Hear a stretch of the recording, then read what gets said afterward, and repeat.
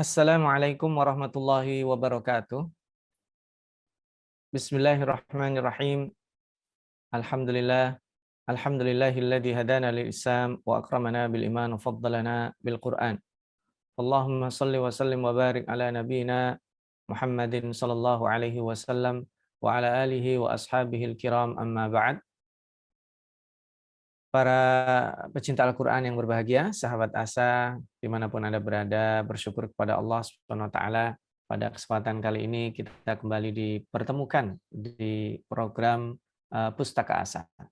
Kita kembali berjumpa di serial Quranic Study Series. Hari ini insya Allah kita akan membahas tentang tingkatan redaksi lafaz di dalam Al-Quran. Pada serial ke-20 ini, kita akan mengkaji tingkatan-tingkatan lafaz yang ada di dalam Al-Quran, insya Allah dalam beberapa waktu. Sebagai gambaran saja, ini kita sudah mengkaji beberapa pendekatan saintifik sebelumnya, yaitu di serial ke-19, kita pernah membahas tentang relativitas waktu, angka-angka, dan beberapa yang terkait dengan dimensi kemukjizatan saintifik di dalam Al-Quran. Kali ini kita akan kembali membahas tentang kebahasaan. Ya, kita kembali kepada kemukjizatan al-bayani atau bahasa. Nah, saya akan coba sedikit memberikan quote ya, yang kita ambil dari surat Muhammad di ayat 24. A'udzubillahi minasyaitonirrajim. Afala yatadabbaruna al-Qur'ana am 'ala qulubin aqfaluha? Maka apakah mereka tidak menadaburi, tidak memperhatikan Al-Qur'an atau hati mereka yang terkunci? Nah, ini Allah mengecam ya orang-orang yang tidak menadaburi Al-Qur'an. Mudah-mudahan kita dijadikan orang-orang yang selalu menadaburi Al-Qur'an, membaca, merenunginya, memahaminya, dan kemudian mengamalkan dan mengajarkannya. Dan karena ini dengan memahami bahasa Al-Quran itu kita bisa mengintegrasikan kalam Allah di dalam diri kita, menyelami betapa nikmatnya kenikmatan Al-Quran yang diberikan kepada kita, dan setelah itu seolah-olah kita masuk pada lorong-lorong spiritual, kita seolah-olah berada bersama Nabi pada saat Al-Quran diturunkan. Mudah-mudahan itu bisa kita lakukan di waktu-waktu yang tertentu nantinya. Nah, kemukjizatan bahasa sebagaimana kita tahu merupakan kemukjizatan yang inti, dan ketika Allah Subhanahu wa taala mengatakan bahwa Al-Qur'an ini diturunkan Qur'anan Arabiyyah, bahasa Arab menjadi dimensi sentral, yang itu artinya kebahasaan ini menjadi pokok kemukjizatan Al-Qur'an, terdiri dari fasahahnya, keindahan, keefektifan di dalam mengungkapkan, mengena langsung, dan ini nanti beberapa kesempatan akan kita pelajari jenis-jenisnya, dan diantaranya adalah juga nazm dan uslub. Jadi susunan katanya, pilihan katanya, diksi-diksinya itu termasuk bagian dari al-i'jaz al-bayani. Nah, beberapa jenis i'jaz al-bayani ini, pertama ada pilihan kata yang sesuai ya, yaitu tepat dalam memilih diksi. Nanti dalam istilah usul fikih ini dikenal dengan ma'rifatul alfaz, ya, jenis-jenis lafaznya. Yang kedua, ada kemiripan redaksi, nah, tetapi memiliki makna yang berbeda. Jadi kata-katanya sama, tapi artinya berbeda. Nanti kita juga mengenal itu ya.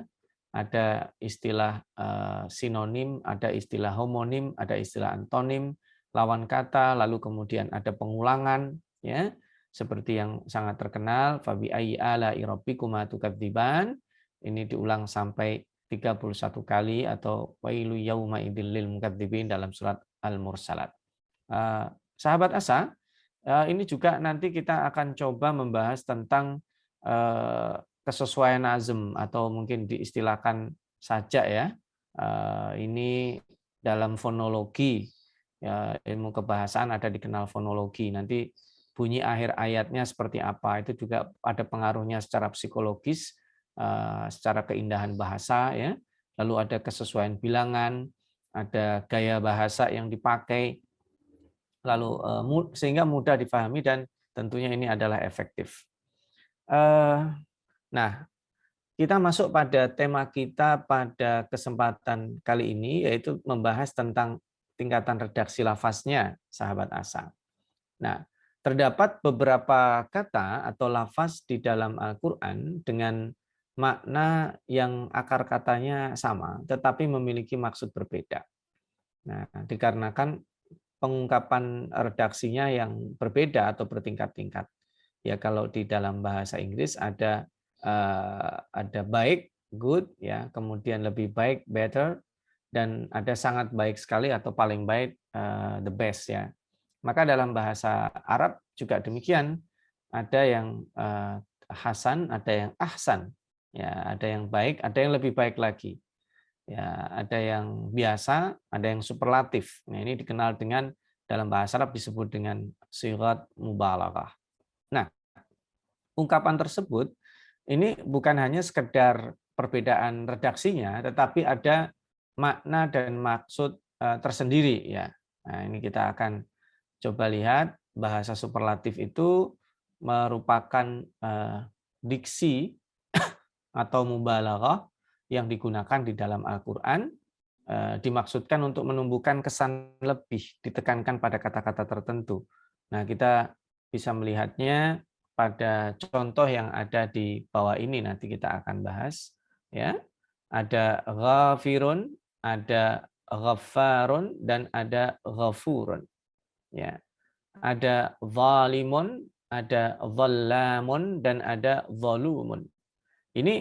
Ini ada 3 frasa yang dipakai di dalam Al-Quran, maknanya berbeda. Padahal tiga-tiganya ini satu akar kata dan berarti sama. Ghafirun dan ghaffarun dan ghafurun itu dari kata-kata ghafara yang artinya adalah mengampuni. Maka Allah Subhanahu wa taala adalah ghafirudz dzambi, zat yang Maha Pengampun. Maka Allah Subhanahu wa taala Ghaffarun, itu juga zat yang Maha Pengampun.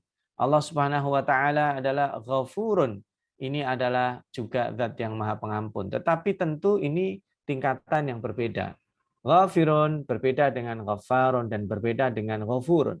Demikian juga Zalimun berbeda dengan Zallamun dan berbeda dengan Zalumun.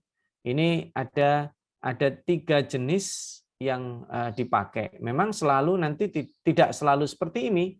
Ada beberapa hal yang nanti akan kita kenal di dalam Al-Quran, yang dikenal dengan wazan, yang dikenal dengan bentuk mubalaghah, tidak selamanya seperti ini. Ini hanya sebagai contoh saja. Ketika Allah Subhanahu wa taala menyebut ghafirun, berarti itu biasa. Ya, Allah pengampun, standar. Ketika menyebut ghaffarun, maka itu lebih. Ketika menyebut ghafurun, berarti itu sangat lebih sekali. Nah, kita bisa melihat ya, dalam bahasa Indonesia ini dikenal dengan hiperbola. Ada gaya bahasa yang melebihkan isinya dari sisi sifat, kuantitas, ukuran, atau kualitasnya untuk memperhebat suasana dan menekankan sesuatu. Nah, kalau kita lihat sebelum kita masuk kepada bentuk-bentuknya, sahabat asa kita bisa lihat seperti yang tadi dicontohkan, ghafirun itu adalah zat yang Maha Mengampuni. Biasa untuk dosa-dosa yang kecil pertama dilakukan, ya.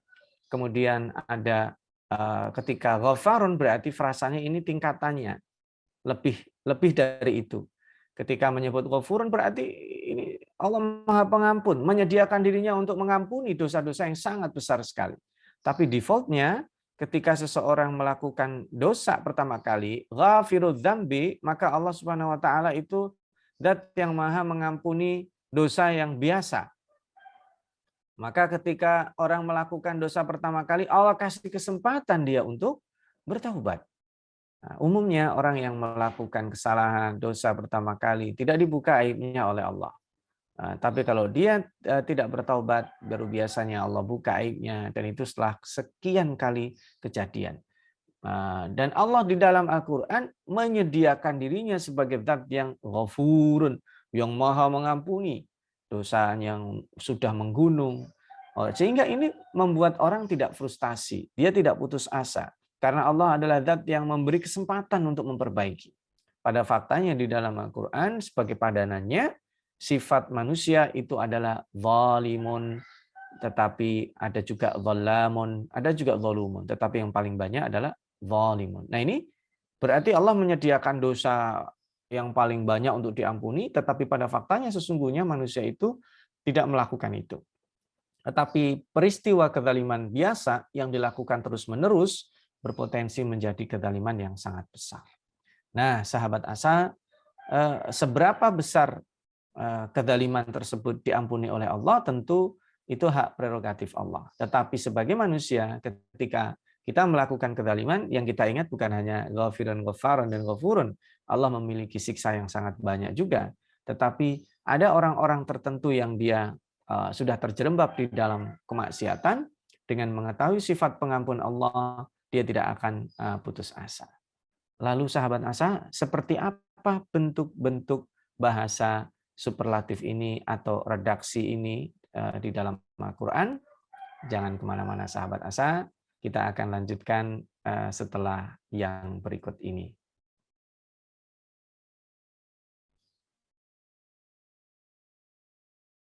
Menuntut ilmu adalah sebuah jalan yang akan mengantarkan manusia pada kemuliaan. Dengan ilmu, manusia mendapatkan panduan untuk berpikir dan bertindak. Untuk itu, Asa TV Indonesia menghadirkan Pustaka Asa, sebuah ruang pembelajaran sistematis bersama para pakar di bidangnya.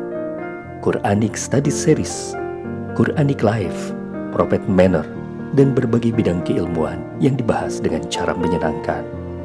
Pustaka Asa hadir setiap Sabtu jam 19.30 waktu Indonesia Barat, hanya di Asa TV Indonesia. Sahabat Asa yang berbahagia, kita lanjutkan bentuk-bentuk mubalaghah atau tadi itu tingkatan redaksi dalam Al-Quran cukup banyak ya. Kita bisa lihat di antaranya adalah seperti berikut ini. Kita di dalam Al-Quran mengenal mubalaghah dalam nada.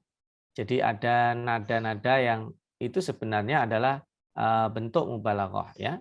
Kita lihat misalnya akhir huruf yang nadanya alif sama ya, seperti di dalam surat An-Nisa, dalam surat Al-Muzammil, dalam surat Al-Furqan, dalam surat Nuh. Ini ada nada-nada mubalaghah ya, ini dalam nada ya, sehingga orang berpikir ya, oh begitu ya. Ya, innallaha kana aliman hakima, azizan hakima misalnya. Nanti ada sami'an basira. Kemudian di dalam apa namanya surat Al-Qiyamah yang belakangnya adalah hak atau tak marbutah yang diwakafkan ya. Fala uqsimu biyaumil qiyamah wala uqsimu bin nafsil lawwamah. Itu di dalam surat Al-Qiyamah ini juga ada nada yang itu berupa mubalaghah. Atau misalnya surat yang di belakangnya hurufnya ra semuanya. Nah, ini nanti mungkin lebih spesifik kita akan membahas pada saat kita mencoba membahas sajak atau fonologi di dalam Al-Qur'an insyaallah nanti. Ada nada dengung ya. Nada dengung yang menggunakan gunah, karena gunah itu juga berdengung. Ini juga bagian dari sirah mubalaghah dari sisi suaranya. Karena dia dalam mendengarkan itu berbeda. Ketika dalam satu ayat itu susunannya dengungnya banyak, tentu ini akan menghasilkan suasana yang berbeda. Ketika hentakannya di situ misalnya dalam surat Qaf itu berhentinya pada huruf-huruf qalqalah semuanya, ini juga akan menandakan sesuatu yang sangat berbeda. Nah, kita lihat sahabat Asa, beberapa bentuknya sangat banyak sekali. Ada yang menggunakan wazan fi'liya, ada yang menggunakan wazan fu'lan, ada yang menggunakan wazan fu'la, ada fu'al, ada mif'il, ada fa'il, ada fa'ul ya. Dan yang paling sering digunakan di dalam Al-Quran itu ternyata adalah fa'al.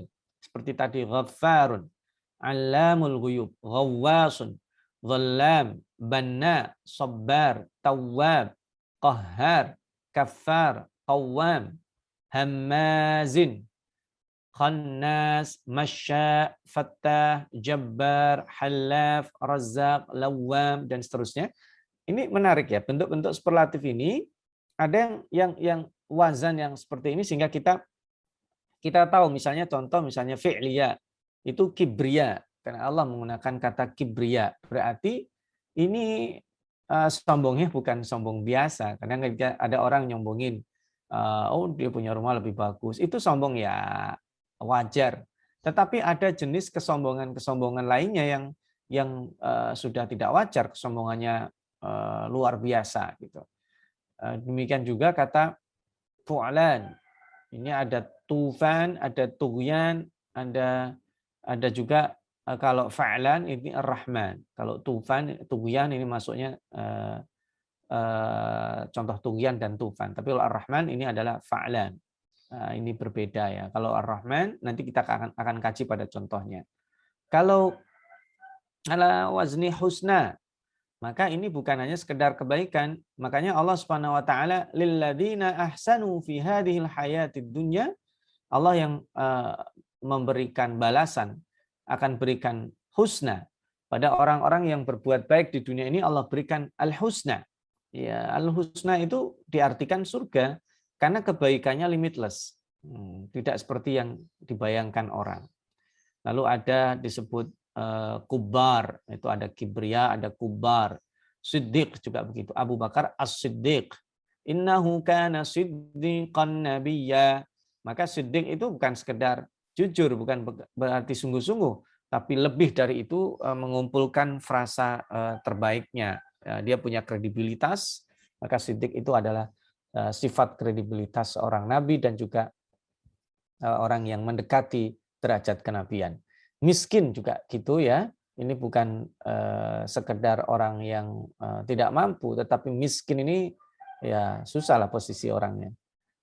Dan seterusnya dan seterusnya. Kalau tadi yang disebut ada fa'al, di situ artinya cukup banyak. Nah, sehingga kita lihat dalam tingkatan kata kita bisa menyaksikan bentuk mubalaghah di dalam Al-Quran itu. Pertama, ada yang berbentuk tingkatan kata. Jadi dibandingkan ya, tidak selamanya ada kayak contoh tadi itu. Ini kata biasa, superlatif berikutnya superlatif paling tinggi. Ada yang kemudian frasanya menggunakan wazan fa'al, itu yang paling banyak ya. Dan ada yang menggunakan diksi, suara, ya nada suara. Jadi ini ada nada-nada seperti ini. Kadang kan ada nada suaranya panjang, landai semuanya. Ada yang berdengung semuanya. Ada yang belakangnya terbuka dengan suara hamzah tadi itu ya, atau alif yang ketika diwakafkan, azizan hakima. Jadi atau sami'an basira, ya, tawwaba, dan seterusnya. Jadi ini jenis-jenis yang dipakai di dalam Al-Quran. Dan ini tentu ada fungsi, ada penekanan tertentu di dalam lafaz yang diinginkan. Nah, sekarang kita akan coba mengkaji sahabat Asa dari satu perspektif. Oke. Kita ambil kata Ar-Rahman dan Ar-Rahim. Sahabat Asa, kata Ar-Rahman ini berarti zat yang memberi dan menyayangi siapa saja.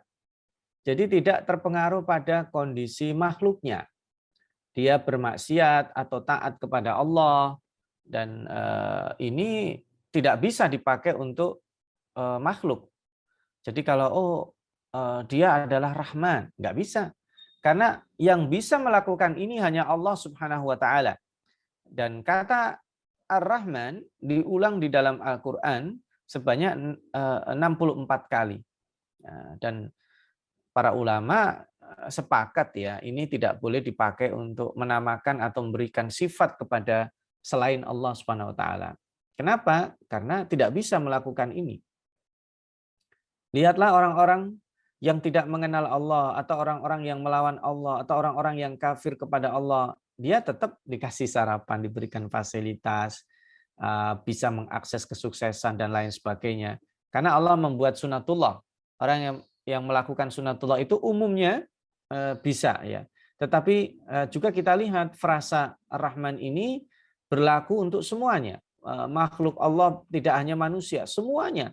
Karena itu merupakan standar Allah Subhanahu wa taala. Nah, berbeda dengan sifat Ar-Rahim. Sifat Ar-Rahim ini adalah sifat menyayangi yang spesifik, yang secara khusus.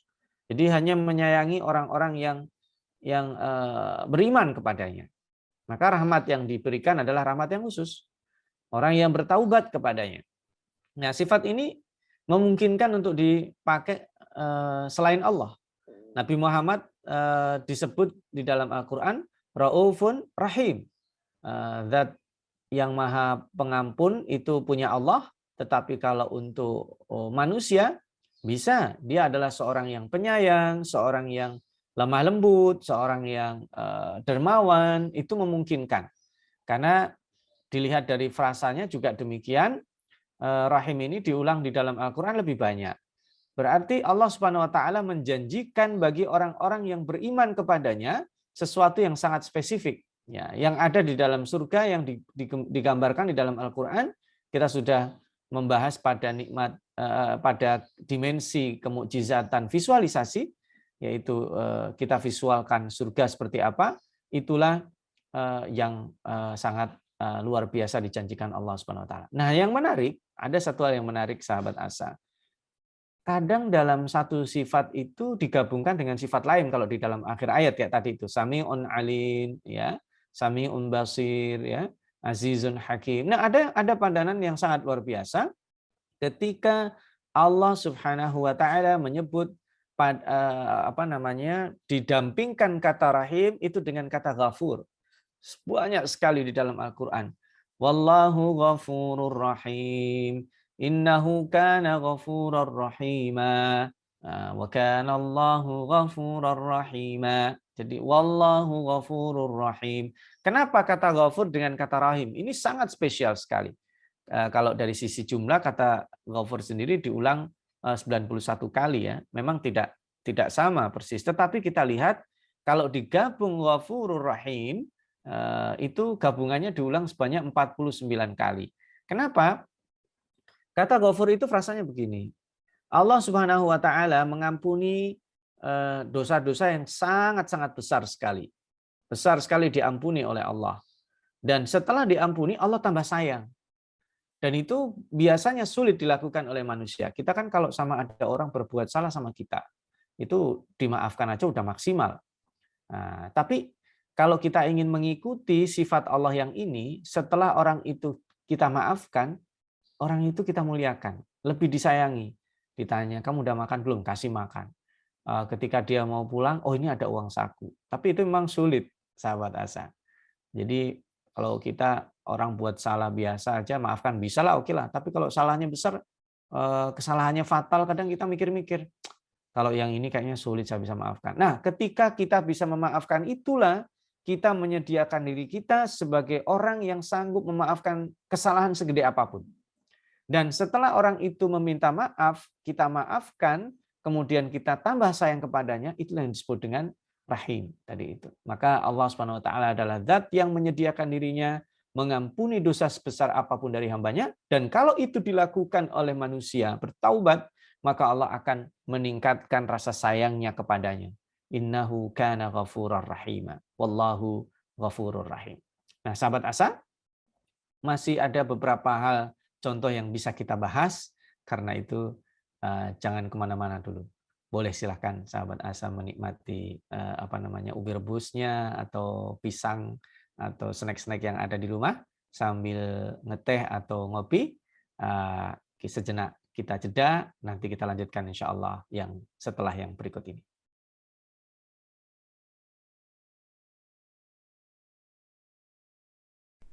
Saat hari Senin tiba, banyak orang yang merasakan malas dan tidak bersemangat menjalaninya. Tapi sekarang tidak boleh lagi terjadi. Tonton saja I Love Monday di Asa TV Indonesia. I Love Monday menghadirkan pembahasan mencerahkan dan aplikatif yang dikemas dalam I Love Myself, I Love My Job, I Love My Prophet, dan satu segmen spesial Solve with Love. I Love Monday setiap hari Senin jam 12.30 waktu Indonesia Barat di Asa TV Indonesia. Inspirasi keluarga Islami. Sahabat Asa yang berbahagia, kita lanjutkan. Kita tadi sampai pada Allah Subhanahu wa taala memberikan dua kata yang sangat dahsyat untuk digabung, yaitu kata-kata ghafurun dan kata-kata rahim. Memang ada nanti dalam prakteknya ada afuun ghafur, ya. Tidak dipadankan dengan ini, tetapi padanan ini paling banyak. Jadi ada sifat misalnya kalau samiun bisa alim, bisa samiun basir, ya, azizun hakim, gitu ya. Tetapi ini kenapa ghafur dipadan atau disamakan atau diiringkan dengan rahim, ini menandakan tadi keluasan rahmat Allah, Allah Maha mengampuni, Allah memberi peluang kepada orang, ya, yang berbuat salah. Nah, ini kita lihat kayak bahasan yang tadi sempat kita bahas di awal tadi, Allah memadankan kata ghafur dengan zalum, ghaffar dengan zallam, ghafirun dengan zalim. Artinya apa? Sifat pengampunan Allah yang banyak disebut di dalam Al-Quran, yang paling banyak itu justru ghafur. Ya, yang kalau sahabat Asa lihat di situ ada berwarna kuning, itu yang paling banyak di dalam Al-Quran. Tetapi ternyata tidak berlaku sebaliknya. Kezaliman yang paling banyak ada di dunia ini bukan yang superlatif, tetapi kezaliman yang terjadi itu kezaliman kecil. Nah, Allah membuat tingkatan ini supaya ada preventif bagi manusia. Manusia, kamu itu melakukan kesalahan belum gede, maka sebelum kamu susah meninggalkan, tinggalkan. Ya, tinggalkan. Maka ketika di dalam surat Ghafir Allah menyebutkan dirinya Ghafirud dzambi wa qabilut taub. Allah mengampuni. Itu artinya adalah menutup aib. Kalau orang melakukan pertama kali kesalahan, Allah tidak buka, itu sayang Allah. Kesempatan kita untuk bertaubat. Demikian juga kalau kita melihat orang berbuat salah, kita punya pilihan misalnya melaporkan. Tapi kalau kita bisa menegur dia, menasihati dia, itu lebih bagus. Ya sama halnya, kenapa di dalam Al-Quran itu ada ukubat seperti perzinaan itu harus ada 4 orang saksi. Padahal untuk terpenuhinya saksi itu nyaris mustahil. Nyaris mustahil itu. Ini bukan pendahuluan, mohon maaf ya sahabat Asa, bukan pendahuluan zinanya atau kondisi setelah zinanya, tetapi pas peristiwa zina itu harus disaksikan oleh 4 orang, dan itu nyaris mustahil.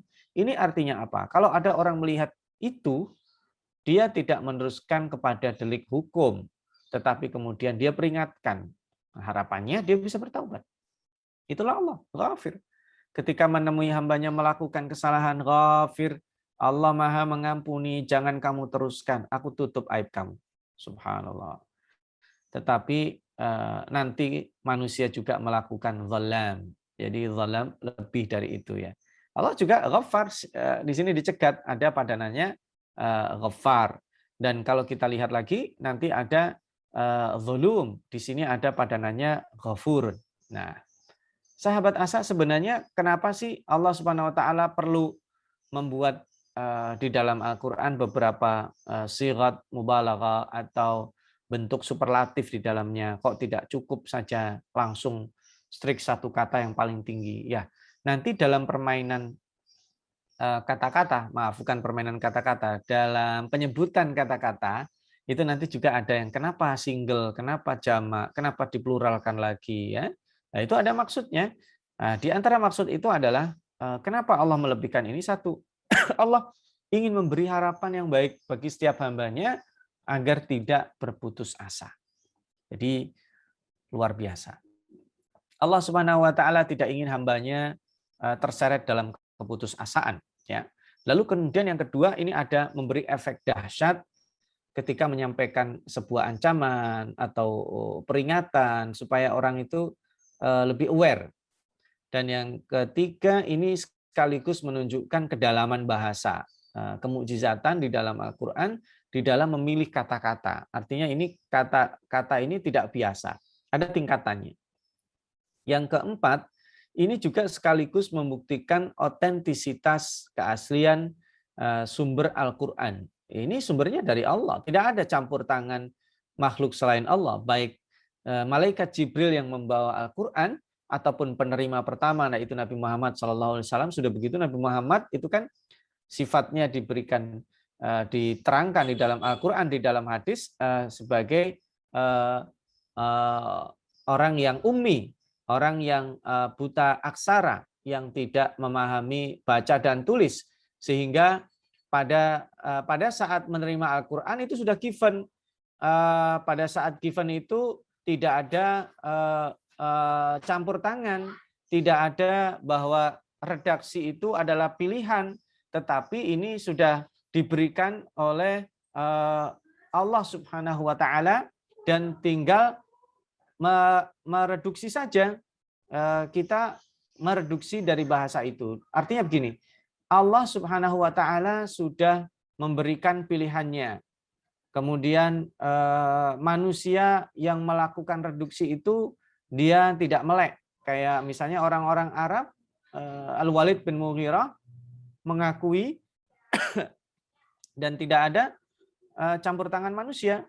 Walid ibn Mughirah mengakui kedahsyatan bahasa Al-Quran ini, dan kemudian bagaimana tidak ada campur tangan sedikit pun yang dilakukan oleh selain Allah Subhanahu wa taala. Nah, yang terakhir, ini membuka peluang bagi kaum yang beriman untuk mengembangkan bahasa, menyelami keindahan ungkapan gaya bahasa Al-Quran. Ketika bahasa Al-Quran diselami akan menghasilkan sesuatu yang sangat dahsyat sekali. Apalagi bagi orang yang beriman, ini punya efek. Bahasa, pengembangan bahasa itu kan dampaknya banyak. Ada untuk kepentingan kedalaman bahasa itu dari efek psikologi.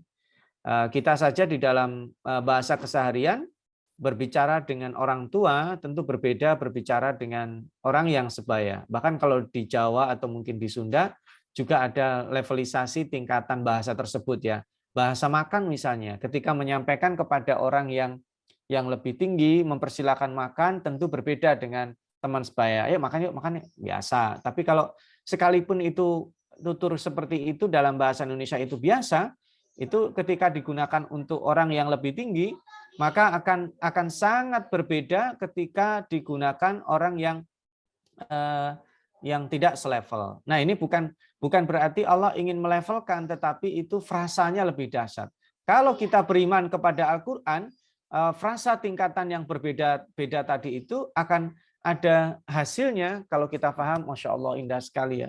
Ternyata Allah memberikan harapan, Allah memberikan frasa kenikmatan, termasuk nanti kenikmatan surga yang bertingkat-tingkat, ya. Itu juga Allah buat redaksi yang berbeda-beda.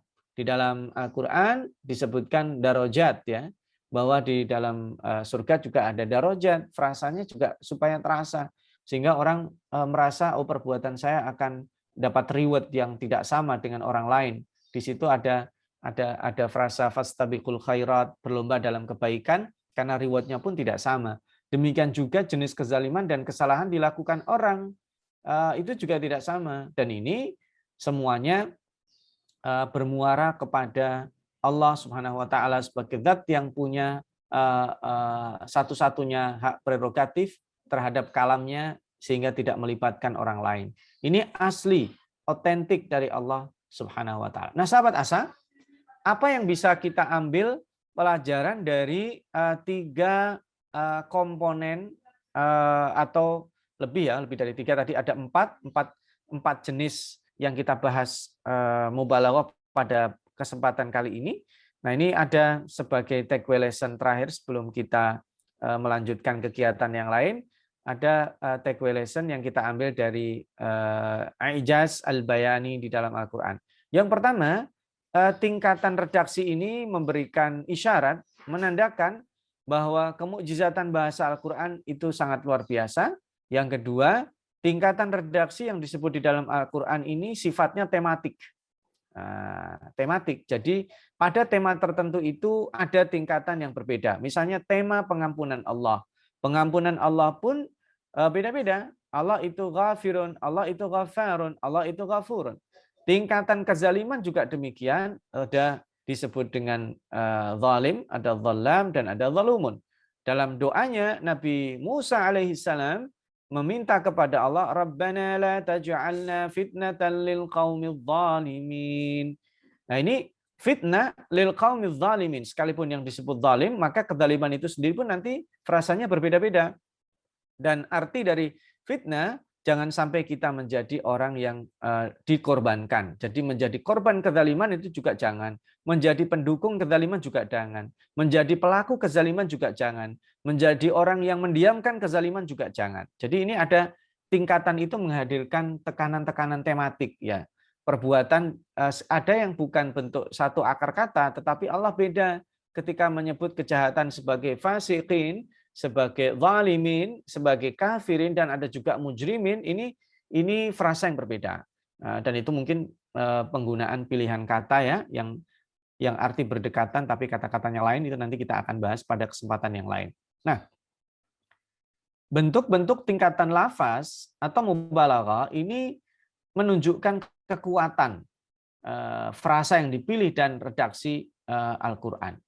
Terakhir, tentu kemukjizatan bahasa ini merupakan salah satu bukti bahwa Al-Quran itu otentik dari Allah. Tidak ada yang bisa menandinginya. Kita bisa bandingkan dengan orang-orang yang mencoba membuat yang mirip Al-Quran. Dan itu tidak ada yang bisa menandingi.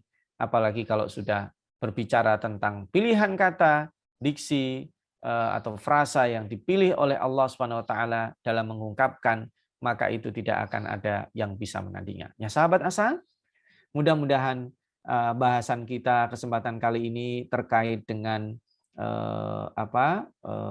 tingkatan lafaz di dalam Al-Quran bisa membuat kita semakin yakin, bisa membuat kita semakin cinta, bisa membuat kita semakin dekat dan akrab dengan Al-Quran. Dan kemudian kita berdoa, mudah-mudahan kita semuanya dimasukkan ke dalam kafilah Ahlul Quran. Nah, qulu qauli hadza, mudah-mudahan yang sedikit ini bermanfaat. Mohon maaf bila ada tutur kata, bahasa, atau diksi yang kurang berkenan atau ada salah. Insya Allah kita berjumpa dalam serial-serial yang berikutnya. Mari kita tutup pada kesempatan kali ini pertemuan kita sahabat Asa dengan membaca doa kafaratul majlis. Subhanakallahumma wa bihamdika asyhadu an la ilaha illa anta astaghfiruka wa atubu ilaik. Wassalamualaikum warahmatullahi wabarakatuh.